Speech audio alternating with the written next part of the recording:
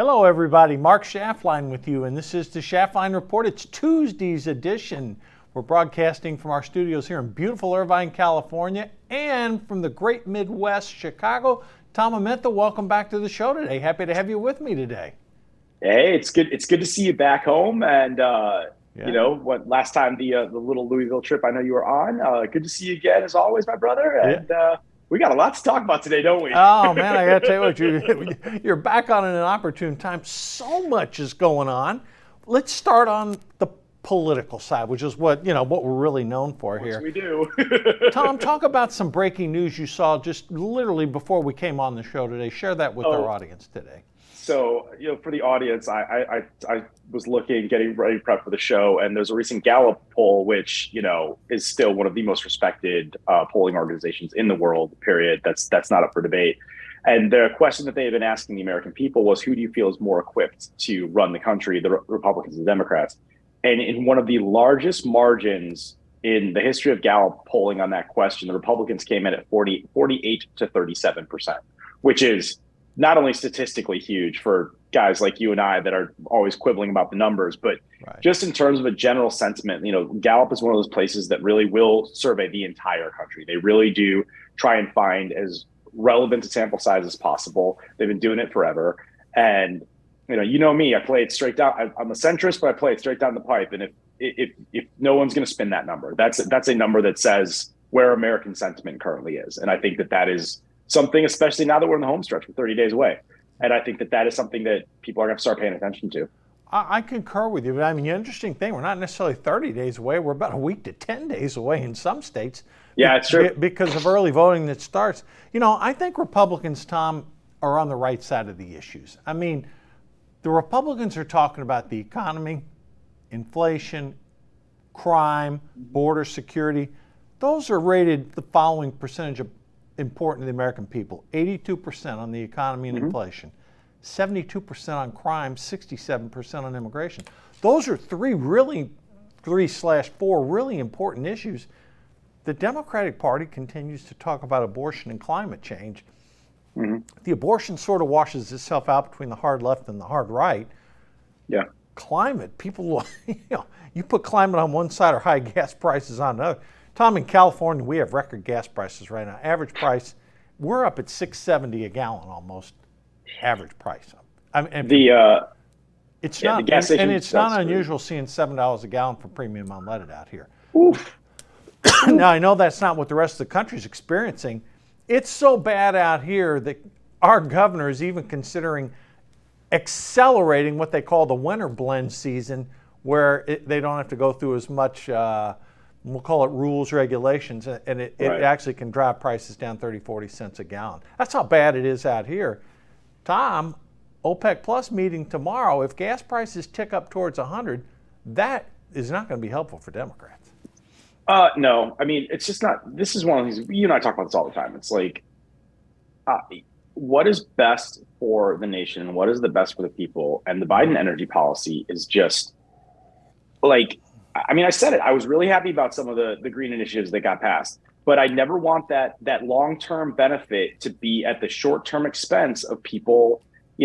I'm doing all right in life, right? I mean, I've said that before, and I'm really honest about that. So if I've got to pay the $5.19 a gallon that's at the gas station just down my street, which is ridiculous, right? For my SUV, like, okay, like, I'm annoyed, but I'm not the single parent that has got to get back and forth, that's got to get back and forth to work and lives in a city like, where I used to live in Omaha, Nebraska, where, frankly, they call it public transportation, but it's not that great. It doesn't, it's not going to get you in a super, in a place like Chicago or LA or some of these other places that have a more robust public transit. Like, what about if you're out in a rural area? What if you're out on a farm and you're one of those small independent farmers that's just trying to hang on by a thread, and you're going to look at your diesel for the tractor, you're going to look at everything for bringing things to market? Like, no, they've never been able to balance that long term. We can all agree there's something that needs to happen. And then in the short term, I mean, again, like, I think it was 2 weeks ago, Elon Musk even said something again about it. This is like the ultimate electronic car guy, dude, right? I mean, come on. At some point, you've got to see what's going on. You've got to be able to manage both the short term, the medium term, and long term. And what you're seeing from this administration is putting all their eggs in this theoretical long-term basket, and they're upsetting people. I mean, it's just Well, that simple. They're upsetting people. add that to the fact they pulled 1 million barrels a day out of the Strategic Petroleum Reserve to artificially drive down prices. Now, as you say, 30 days for the election, OPEC Plus meeting tomorrow, I realistically expect they're going to cut 500,000 to 1 million barrels a day. That's going to drive oil prices in the 90. They're already at $90 a barrel today. It's going to be 95 to 100. That's going to cause gas prices right before an election to go back up. I mean, that's going to happen. And look, in my view, on a political position, I think the Saudis have had enough of Biden. I really do. And whether they're driving this, other OPEC members, the Russians, I think people are just over Biden in Europe, and they're just saying, to hell with this guy. We're not going to listen to him anymore. And I think their own economics are going to drive this too. Look, you are going to see higher prices. And as China, as you're well aware, when they come off COVID lockdown after she's reelected, demand's going to pick up. Tom, I don't see anything to avoid oil going back near or over $100 a barrel. Well, actually, I think that OPEC cares way less about Biden. Although I agree with you that they're annoyed with him. And I think that they care way more about Xi over in China. I think that what this next meeting is going to be about is reading the tea leaves of how fast does China come open. Because I agree with you, they will cut production if they think it's going to be another 30 days, no doubt. But if they think that that's going to come out quicker, from everything that I'm reading and everything that I understand, I don't think that, as much as we in the United States want to believe that so many things geopolitically are about us, I don't think OPEC cares about the U.S. right now. I don't really think they're European focused at this point. I think they are trying to read the tea leaves of when is China open for business, and if it's in the next 10 days, 2 weeks, I bet it's, maybe you might even see a slight uptick in production because they know there's going to be pent up demand. But if it's going to be more than that, they're absolutely going to cut because. Yeah. Well, I mean, if you cut production with demand increasing, prices are going to go up. That's like Econ 101. That's what I believe is going to happen.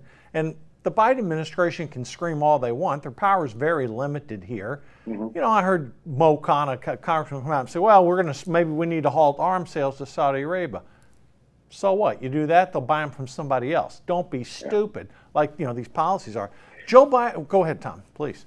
Well, no, I was just saying, so as far as Econ 101, I agree with you, but also you and I both know when there's excess capacity of demand, you've got to be able to meet it, right? And at some point, it doesn't matter how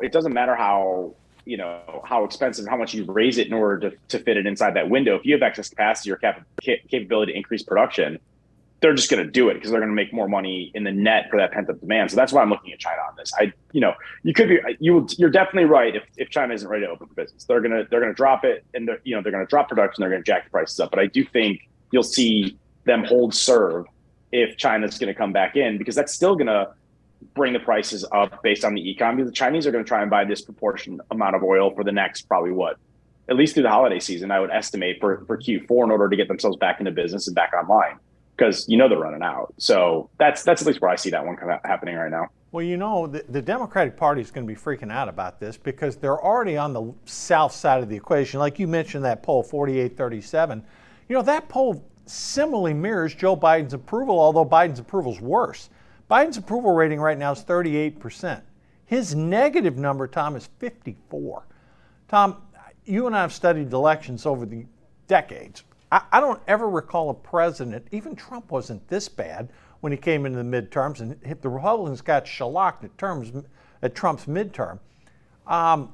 The way this is looking right now, Tom, with the number you just gave of Gallup, Biden's approval rating, despite Pelosi gibberish on late night shows about what Democrats are going to do, I fully expect Republicans are going to take the House by about 20 seats, 15 to 20. The Senate's a little more complicated. Give me your take on how you see the Senate playing out. I think that right now you've got 5 races that are all inside of the 3% margin of error right now. You've got Nevada, you've got North Carolina, you've got Ohio, you've got Georgia, you've got Wisconsin. And it's one of those things where a lot of these races, Wisconsin's a great example. If Ron Johnson would just shut his mouth, he probably wins. But he's up by 2 points because that dude just cannot get out of his own way. And he's dealing with a very savvy political operator and the lieutenant governor of the state. Like, she's not a fool. She knows what she's doing. She is he. That's Mandela Barnes. Oh, I'm sorry. My apologies. I was thinking of the North Carolina race. Right. Because that's another with Bud. That's another one super tight, super savvy operator. and then if you want to talk on the second day of the Oath Keeper trial, okay, as they're like literally releasing the audio of what these guys are saying, which is not a good look, period. You're going to try and say that 1 Jan 6 wasn't an insurrection, whether you believe it or not, maybe not the day to say it. And then you're going to start talking about, well, at least we learned that, you can use flagpoles as weapons. My guy, even a fool looks wise if he keeps his mouth shut. I mean, come on, Senator Johnson, just say, when someone asks you about that, just say, hey, we're focused on the economy. Well, what about the, no, we're focused on inflation. Well, what about, no, we're focused on crime. Well, what, no, we're focused on immigration. Inflation, high prices, crime, border security. Right. You focus on those 4 issues, you win. I think if you're in a tight race, I think that's probably what tips it. And I think that's one of the things that the Gallup poll can kind of show. But when you start looking at these tight races, you either have a deeply purple state in the case of Nevada or North Carolina, where you just never quite know where the wind's going to blow. They're really, on some levels, as much as people don't like to see this, the charisma of the candidates in a race that tight is who does the voting populace in those areas think has more charisma? I think that's what it's going to come down to there. I think that Ohio, is still kind of sneaky purple as much as red as it's been. I think that you can see that. And these polls are all within 1 point or less. So but when you start getting into a Wisconsin, okay, when you start getting into these places where they do lean, in that case, a little red, or, sometimes they lean a little blue, depending on what, Pennsylvania, for example, it's not just about the charisma. It's about they are paying more attention to what you're saying. And you cannot get in your own way like that. And especially in the Senate, especially in places where they are going to punish you for it. And you're seeing it. And, Johnson was up 5 points 6 weeks ago. And now it keeps dropping on him. And I don't think it is so much, that they like his opponent anymore. I think this is just a dude that cannot get out of his own way. And even some of the most hardcore MAGA level Trumpers have realized that they're going to distance themselves a little bit from the former president right now, given everything that's going on. Johnson doesn't seem to want to do it. Now, however you feel about Trump, however you don't, there is a sentiment to that. And if you're in a toss-up state, and I say all this too because I'm just south of the border, right? I hear a lot about, Wisconsin in this because it's, that's our, a lot of that, Milwaukee, everything, they're in the same basic, TV coverage network and everything like that. Indiana, Northwestern Indiana for us is the same way, being in Chicago. Right. So we do hear about it. And I just, that's crazy to me. Herschel Walker against Warnock, different situation with the Daily. Yeah, tight, but it's one of those things, man. If you're going to really, really harp, if you're going to get sucked into the abortion issue with Warnock, your house better be clean. And whether or not it ultimately comes out that he did pay for this abortion, the Daily Beast reported this morning, is way less relevant than the fact that the opportunity presented itself for him to get hammered like that, right? You just got to be smarter. You just got to be in elections this close. You've got to be there. And I think that you mentioned the House. I think the House absolutely ends up going red. I've got it more. Last time we talked, I thought it would be 5-7. I've sort of upped that to 10-12. I think that you're starting to see enough of this shake out. I wouldn't quite go to 20. And then me as a centrist, man, I love that. I would love nothing more than to see, a 51-49 for the Dems and, a +15 in the House, +20 in the House for the Republicans. Just watch them fight because the Biden administration isn't doing anything with it. And, so for me, it's hey, man, let's go. Well, I'm here for it. Let me give you some, I'm going to give you some commentary on those Senate races. Georgia's a toss-up. Literally, it could go either way. Anyone that tells you they know what's happening in Georgia, don't believe it. It literally could go either way. North Carolina, it's still leaning red. I think Bud's up 1 or 2. My take is he holds off and wins North Carolina. Nevada, I think, is poised to, I think Laxout's going to win Nevada. I think that's going to be a clear pickup for Republicans, a +1. Wisconsin, despite his foot in his mouth, Mandela Barnes is a radical leftist. I don't think the state of Wisconsin is going to vote in a radical leftist, given the environment and Biden's poor numbers in Wisconsin. I think Johnson holds off, wins it by 2-3 points, maybe less, but I think he holds on and wins. Fetterman in Pennsylvania, to me, this is a head scratcher. Why the people of Pennsylvania, Tom, would vote against their economic interest, I'm sort of shocked. I mean, to take a guy that can't speak, that wears a hoodie all over the place, and think that guy's going to represent Pennsylvanians, he's against fracking, he's against energy, he's to the left of Bernie Sanders and Elizabeth Warren. I don't know, maybe maybe Pennsylvania shifted, but they currently have one Democratic and one Republican senator. The state was tight in the last election. I don't know, but right now a lot of the polls indicate that Fetterman's ahead. So if you lose Pennsylvania, Fetterman's going to walk with it. Well, if you lose, Fetterman's going to walk with it. I think so. Because I said it last month, and Oz has done it again. He's a carpetbagger, and there's no more like be of the people, be of your group than Philadelphia, than people in Philadelphia. Just there isn't. And two, that dude just constantly like as bad as some of the Johnson stuff comes off, like maybe sorry, hit the wrong button. Oz is an idiot. I said it before, I'll say it again. And this is where, again, it flips over the other way. He got put in because Trump had some cachet. He's also a reality TV superstar. Yeah. The GOP screwed up with that candidacy. Like that, of all of them, They had a great candidate that could have won. I mean, and he barely lost. I mean, I was beating by like 1/10 of a point or 2/10 of a point, something like that. So, but it is what it is. We're in the election. This is our candidate. This is who it is. I don't know. I mean, Fetterman's ahead. I saw one poll yesterday showed him only up by 2. I saw the one today showed him up by 5. He's consistently led by anywhere 3, 4, 5, 6 points. So something's going to have to change for Oz to beat him up in Pennsylvania. The fact that a dude can have a stroke, get off the campaign trail for 6 weeks, and still be ahead tells you everything you need. Look, I know. I'm not here. I see Nevada a little differently than you. We've already talked about this. I just think the union's is gonna cut some sort of deal with the Dem machine in the next 2 weeks. They're gonna do basically what J.B. Pritzker is gonna do here in Illinois if it gets any tighter, and just turn on the money faucet and basically buy 3 points. I mean that if Pritzker can stroke a check right now for $100 million his own campaign, and that's going to be worth enough airtime for 2 to 3 points. I think you're going to see the same thing happen in Nevada. You can argue the validity of the right or wrong of that, but that's always been, if Nevada stays this close, it's just, if it's inside the margin of error, I'm always going to lean Dem, because there is a massive organization that can dump a massive amount of money to get in front of people and encourage them to vote. But like at the end of the day, you just, but more or less, I'm there with you. But when it comes to Oz, man, like we talked about it, you've got to be smarter. He's an idiot.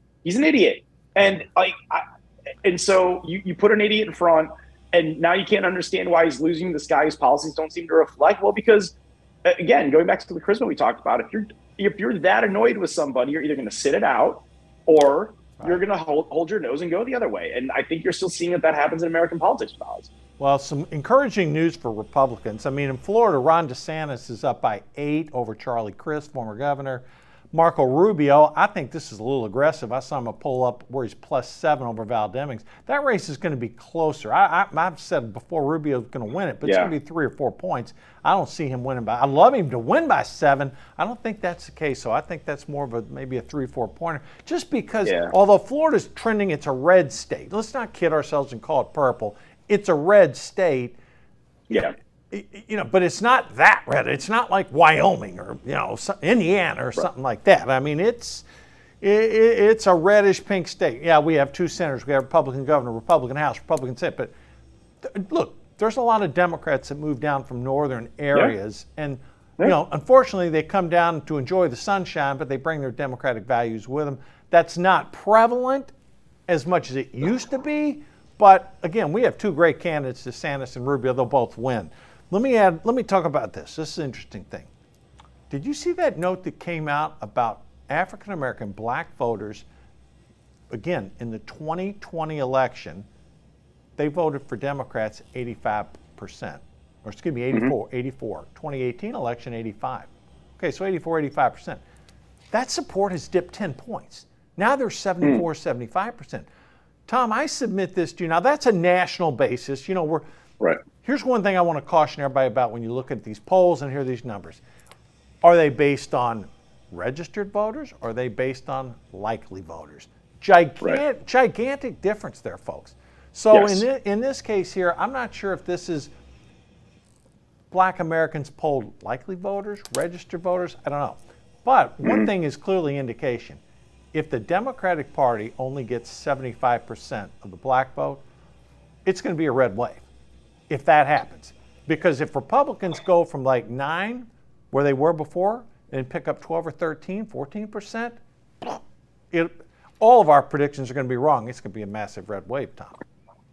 Yeah, I would like you, and the political scientist in me just comes flying out. I'd like to see where that is, because one of the other things is that inside of that population group, the likely voter who actually ends up at the polls has always, whether purposefully, historically oppressed, like let's not sugarcoat, American history, or just sort of over the past 20, 30 years, has not gone out as much as maybe they've been expected to. Mm-hmm. So I would have to see that. I would say that just in general, I know we're going to talk about him a little later, but there is sort of like the Kanye West effect. There is sort of there are some prominent, black men who have come out in support of either Donald Trump or have been against that party. And I think that's moving the needle a little bit. Mm-hmm.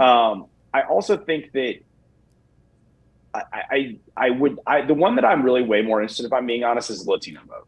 That has always been sure. one that I think that, especially as you look at the demographic evolution of the United States over the next 20 years, if you look at the way that these things are going, if you look at sort of the economic upward mobility that you're starting to see in second, third generation Latino families in the United States, and their sort of ability to capture the American dream, I think that that's the one, what we call, like the minority groups in the United States. That's the one that I'm really looking at. And I saw a piece the other day where it's, they're starting to pick up, the Republican Party started to pick up, 2-3 points in election cycle in that group of people. And if that continues, then that's the one where I see it turning into a wave, and it's going to need to be addressed, especially in blue leaning states. Yeah. So, I always, there's just so much that goes into what we said, but that's the one that I also think, but again, it's still the same message, different voting block, right? Yep. If you're not paying attention and you're not taking care of your house, then that house might get swept away. Yeah, I mean, I'm looking at it like this, okay? What has the Biden administration done to help these various groups? In my opinion, they've hurt them. Most people care about their income keeping up with inflation or better than inflation. Mm-hmm. They don't want to have crime around them constantly, where everywhere they go, they have to worry about getting shot or mugged. And they want to see a secure border. Now, maybe the border security isn't as important to everyone, but we saw what happened in Texas, where deep blue counties became red counties. Yep. Myra Flores election, case in point. So I don't know. I think this is going to be a fascinating thing. And you're spot on, Tom. That's going to be a key piece to this 2022 midterms. What is the net effect of the Hispanic vote? And I'm in your camp. I think it's trending Republican. I think the Democrats have made a massive miscalculation here. Look, if these figures are right, and these polls are really going to be shown to be wrong again. I don't know. That's why it's fascinating to me. And the key thing is this: who's going to get their base out to vote? Right. What's the motivating factor? I sense this. Democrats are saying, well, abortion's going to get us all out there. No, I'm not buying that. It will get hardcore leftists out there for sure, but they were already voting Democrat anyhow. The question's going to be, where's the independent? Where are the Tom Amentas of the world going to come down on this? Because, if the Democrats don't get 85 to 90% of Democratic voters, they're going to lose. Republicans are going to get 90+% of Republicans. The question is, where do the independent voters come down? And when I look at the issues the way they are right now, the issues that the independent voters care about more, Tom, seem to be the Republican issues. Well, I would say this. I think that the inflation act, the anti-inflation act that isn't actually anti-inflation, right? Which still cracks me up. We've talked about that before. There's some really appealing things there to centrists, and can the left capitalize on that?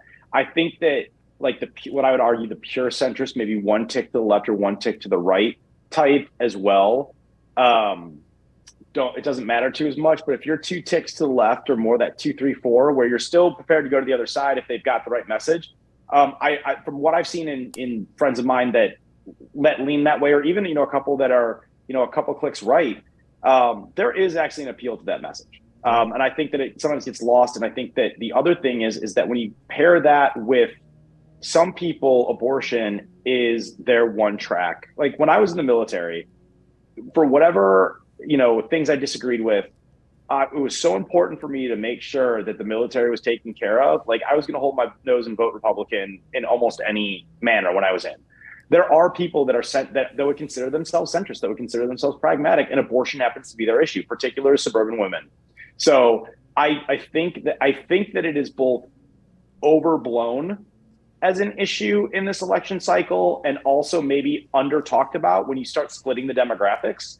And the question is are there enough viable candidates for that woman in her district? And is there enough outrage amongst her and her group of friends to get them to the polls to go to the left?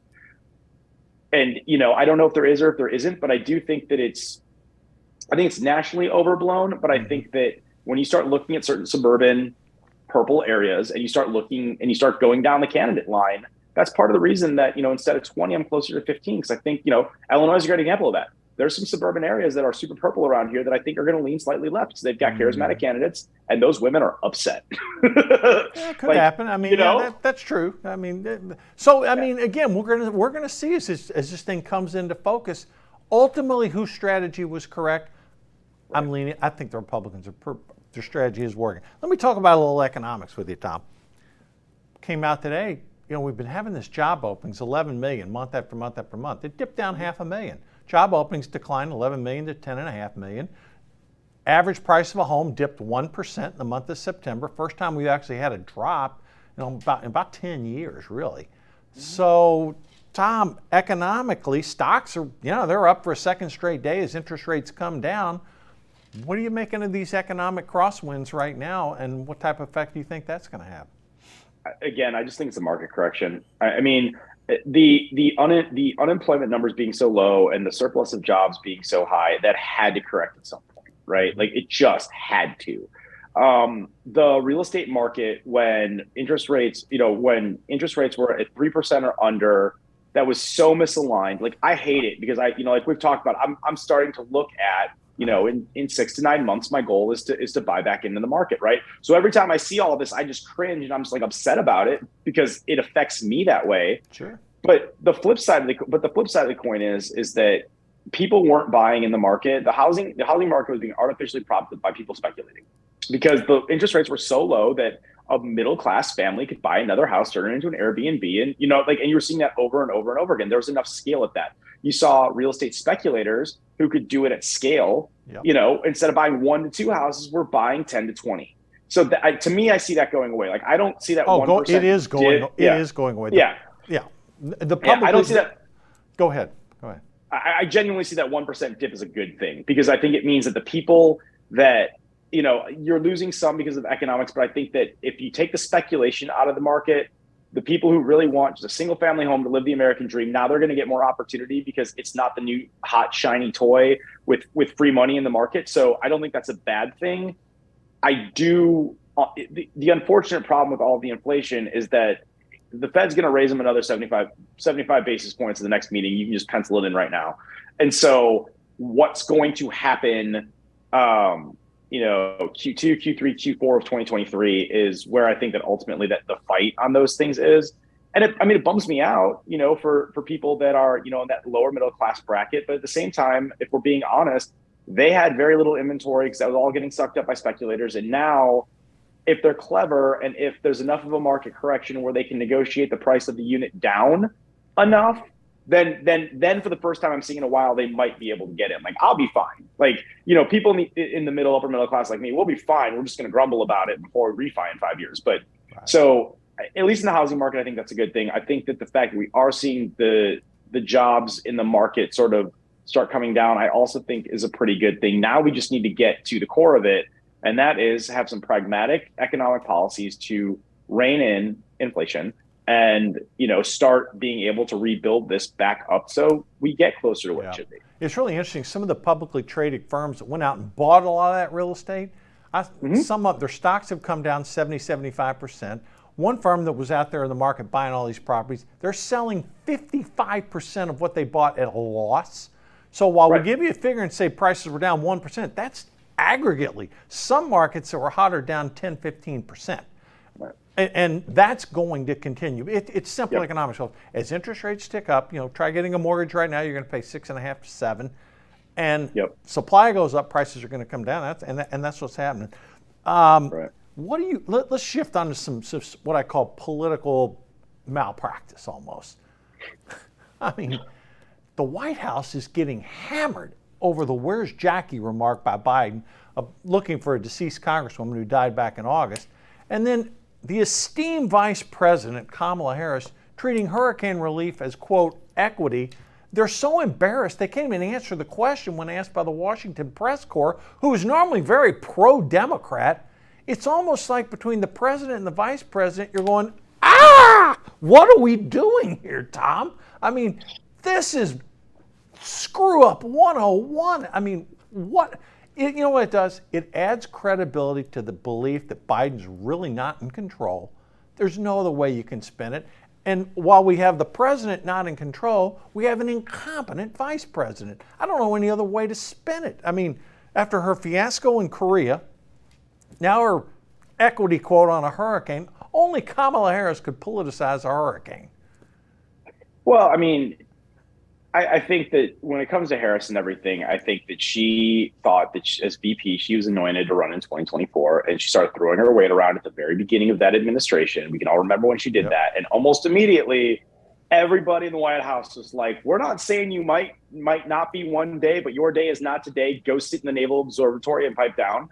And I really, with her and you know, all of the staff turnover that she had and everything like that, I chalk her thing up to, frankly, like still being disconnected from the White House core and putting her foot in her mouth because she's not playing well in the sandbox. It's one of those things where I don't think people, I know you know this, but like the average viewer, I don't think they understand just how stage managed and just how groomed and prepped and rehearsed and everything so much, especially on an issue like that. If you're going to speak on it, you are, right? Yeah. What you're seeing in both of these issues is instances you're seeing when they were freelancing and they were off the cuff because they weren't in moments where they could be super prepped. Biden went off script with his remark, oops. And, you know, Harris went off script a little bit too. And I think that that's what, to me, it shows more of a stop short of dysfunction, but more of the trend of those two sides not playing nice or necessarily nice. And that's where I see Harris. You know, with Biden, he just does this, man. Like, I don't know if it's a mental acuity thing. I don't know if it's he just gets excited. I don't know if it's just he can't help himself. But he's been in politics. How about when he was down in Puerto Rico on hurricane relief and he came out and said he was raised Puerto Rican? I'm like, what? See, because I mean, with that one, it's just like, and this is one of those things about the president that, you know, some people say it's like, honestly, and I've said this, part of the reason I couldn't stand Trump is I just didn't think he was a good head of state. I just thought that he did not represent that right, and it really bothered me. Biden's doing some of the same things in a different way. Part of the thing, you know, say what you want about the monarchy in the UK, but one of the things I thought was so fascinating when Queen Elizabeth passed away was that everyone around the world respected that woman. They might not have agreed with their policies. They might have even questioned her role in society in 2022. But there wasn't a darn person, even my friends that live in the UK that hate the monarchy, period. Yeah. Like, get rid of it, all that weren't still like, I will have my peace because that woman was an amazing human being, right? Like, I want that from my president, right? Like, say what you want about both Obama and W. Bush, however you liked them or you disliked them, they were darn good heads of state.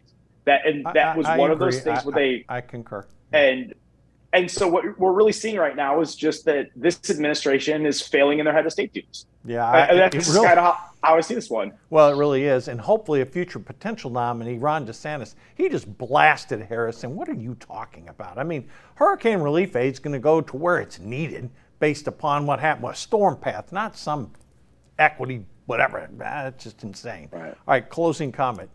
Kanye West, he came out with a nice little zinger today. Says, you know, BLM was a fraud. You and I have known that for the last year and a half. Everybody knew it was a fraud. Here he comes out and says, hey, this thing's basically history because BLM was preying on black people to send them donations and white liberals to send them donations. And the money ended up going into the pocket. It wasn't used for things that they said. It couldn't have happened to a finer group, this radical left-wing BLM group. It was a fraud and it needs to die a fraud's death. Well, what bothers me is the institution, the apparatuses that promoted a lot of that. I mean, Sean King's a great example of that. And you has anything nice to say about Sean King, please do not talk to me for the rest of your life. That guy is a charlatan and he's a fraud, and he's preying on the underprivileged and the underempowered, and it drives me. I can't say what I was about ready to say because I was about to swear. It's one of those things, and I think that there was a little bit of this inside of the Me Too movement too, where it's like you started seeing people that were being able to be opportunist about it is a fact that there's inequality in America and inequity. And those things should be addressed if we're going to continue to be the greatest country in the world, period. That is not a discussion and an argument with me. But when you start looking at how some of these things happen, when you start looking at the way that the way that it was and how some people chose to address that, inequality and iniquity, and you start seeing people at the forefront like a Sean, like a Sean King, you have real problems. And the other thing though is that, and this is just, I mentioned him earlier, Kanye West is crazy. Okay. I mean, I want to take that back. He's not crazy. He is very clearly mentally unwell. Wow. And I just have a real hard time with just the general megaphone that people want to continually give someone who's mentally unwell, because I think that this is kind of like what he said on a certain level is a broken clock being right twice a day.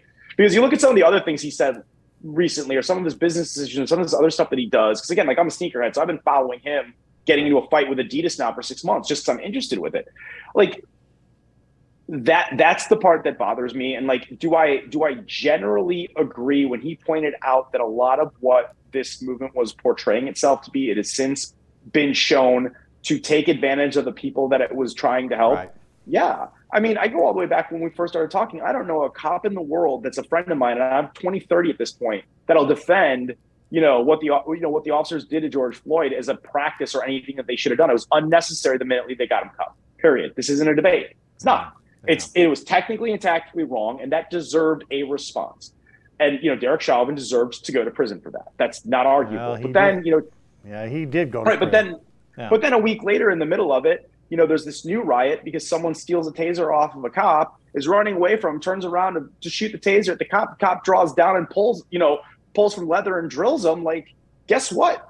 That's what you do because if that taser does connect, that dude is the kicking chicken, and he's going to get that gun, right? Like, these are things that people don't want to have these conversations about nuance. And so that's really, I wish that someone else could have been able to say that in a more articulate way, and in a way that was more pragmatic than Kanye, just because of who Kanye is. But well, it's obviously, when someone of his stature says that, the media picks it up. Right. I want to close it out one thing.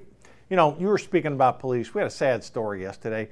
You and I have talked about all the fentanyl coming across the border, at least meth, et cetera. Police in Polk County, Florida, they go on to serve a warrant on a meth guy, and a 21-year-old deputy. Boom, he goes in there with 3 other people. He gets shot. He didn't survive. I mean, this is another thing happening with all these drugs coming across the border. I mean, if anything else, the reason to secure that border is to prevent. You may think, okay, let's people in, but we got to secure that border to keep these drugs out. It's not only killing young people now. Again, it's killing police officers. Horrific situation. I'm not going to have you rebut that. We're just sort of. No, I wouldn't. We're just nor would I attempt to rebut that. Yeah. Everything you just said is spot on. Like, let's just so we're clear. Yeah, we got to do something. The policy need to be adjusted. This idea of keeping this border open, all these drugs, is just sad comedy. 30 seconds left, Tom. Okay. People are going to be voting in about a week. Mm-hmm. Give me your prognostication, because you're going to be back before the elections, and we'll be talking about it again. Right now, the way I'm reading the tea leaves, I think that it ends up 51-49 in favor of the Dems, and I think that you're looking at 10 to 15 seats that the Republicans are going to pick up in the House, and I just think that it's going to be, a good old fashioned 2 years of a slugfest, and I think that it is going to set up a very, very interesting 2024. Yeah, well, you and I aren't too far off. I'm calling it 50-50 in the Senate, and Republicans picking up 20, so we're pretty close on that. Anyhow, Tom, thanks for joining me again. Your opinions are always valuable. Great coming from the Midwest. I know you had some commentary on your local governor there. I'm going to close it out with this. If Pritzker loses, it is a gigantic red wave that's hitting this country. It is, but he won't. He Like won't. I know some of your people are like, oh, please let that happen because at least the governorship in Illinois that can't happen, but You never know. JB's not going down. You never know. You know, there are some tight races. Washington State, Colorado. You know, we'll see. But anyhow, folks, we'll have Tom back. We're going to go through this. We'll cut through the propaganda. Thanks again, Tom, for joining me today. Love having you on. And folks, thanks for viewing. We'll be back tomorrow. Same bad time, same bad channel, and we're going to be tackling these issues. We'll give you the updates on where we are with the candidates, and hopefully good things can happen in our country. Tom, thanks again. Always good to see you, brother. Okay, that's it, folks. Stay safe. See you on Wednesday.